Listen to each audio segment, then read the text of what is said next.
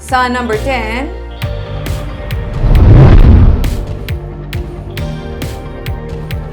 isa ka restaurant ang na-scam. Kapin 12,000 pesos nga balor sang panyaga gin-deliver sa government center. Isa ka restaurant nga nag-deliver sa nga panyaga sa Bacolod City Government Center kahapon matapos nga may nag-order sang pagkaon kag ginpadeliver sa BCGC. Sang mag-abot ang delivery, dito lang nahibaluan sang restaurant nga gin-scam sila kay wala sang may nag-order dito.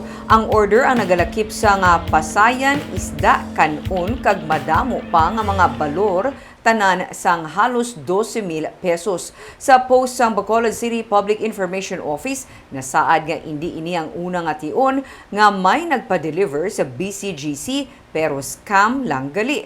May tion man gani nga may nagpa-deliver sa mga kape sa government center. Hindi man ini ang una nga tion nga may natabo nga pagpanginto sa mga restaurant gani paandam sang otoridad sa mga restaurant owners itawgan gid anay ang natungdan nga persona o kun opisina kag ikumpirma ang order antes i-deliver ilabi na kung dalago nga kantidad ang ginpa-deliver.